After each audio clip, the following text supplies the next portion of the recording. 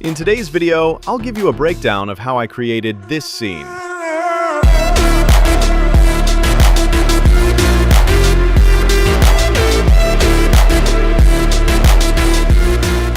First, we delete the standard cube and add a cylinder with Shift plus A.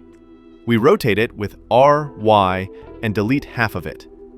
For that, we switch to X-ray mode so we can grab all the vertices. Now we have the cylinder. We scale it up and match the original dimensions so that the car will normally fit in. That is very important for getting the right depth of field. After that, we scale it a little bit on the Z-axis and place it perfectly on the floor. Okay, we shade smooth it and connect the bottom edges so that we get the street. Then we make a loop cut in the middle and add 2 more loop cuts. We press G to move these down on the ground plane. Now we select both and extrude them upwards, but not too high. Then we take one and extrude it to the wall. That doesn't look so good, so we fix that. I know there is a better solution, but this is only for the demo. We add a loop cut, put it on the edge, and merge the 2 vertices together so that it's a clean edge. We do that for all 4 edges. That is our base model for the tunnel. Now we place the origin perfectly in the middle, so we can add objects in edit mode. That's important. We add a cube, scale it down, and use it as the holder for the lamps. Scale it down and bring it perfectly into position. Now we instance it and place another cube. That will be the lamp. Scale it down so that it looks proportional and realistic. We select both, instance them, and put them on the other side. Now we have 2 lamps. Next, we bevel the curbstone edges a bit so that they look smoother. After that, we connect it all and put the array modifier on it. Set only the x-axis to 1 and the other axes to 0. Then we can set the amount. Don't forget to apply your object, like I did in that moment. Now you can extend it with the array modifier perfectly, and you get a long tunnel without duplicating all the time. Now I've changed to the original because texturing is a little bit more difficult. For texturing, you go in edit mode. After that, you can select one piece of the street, for example. I chose a few, but I would say it's better if you do it before you array it because then it looks cleaner and better. After that, you go into the Material tab and make a new material. If you want, you can assign it to your selection. Then your selected area will have that material. For example, you can place your image textures, your texture setup, and so on. For that part, you select any area you want and give them a material, like a road or the tunnel walls.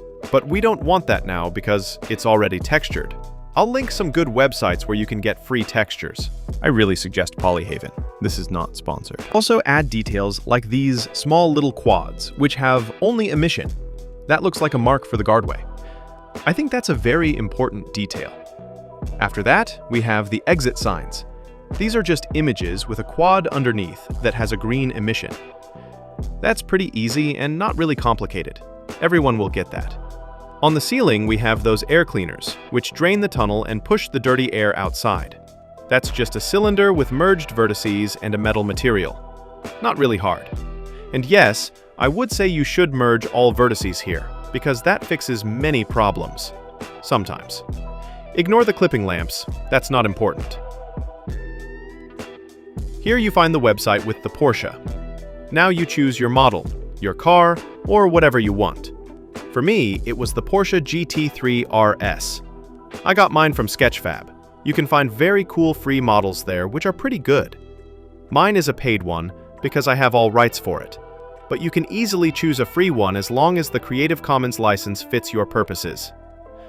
Then you import your model by clicking on File arrow, Import, and selecting the format. Then you select your object, and now you have your model in the scene. On my screen, you can see the rig of the model. That's not basic. It's a little too much to explain in this tutorial. I'll link it in the description. Rigging is important because then the wheels can spin without manually animating them. For my animation, I used pose mode. I animated the car along a Bezier curve, which makes it much easier to control. Here you see a little bit how I animated them. Here I have 2 curves where I animated the car. One is for the car itself, the other one is for the camera. It fits much better with the car because parenting the camera directly to the car often looks weird. I prefer the add-on CameraShakeify because it's very common and it makes the movement look way more organic and realistic. I'll link the add-on in the description. The nice part is about the tunnel and the lighting. If you set up the emission shaders correctly, you can get very good results. Every angle of the car will look cinematic, and that's exactly what we want.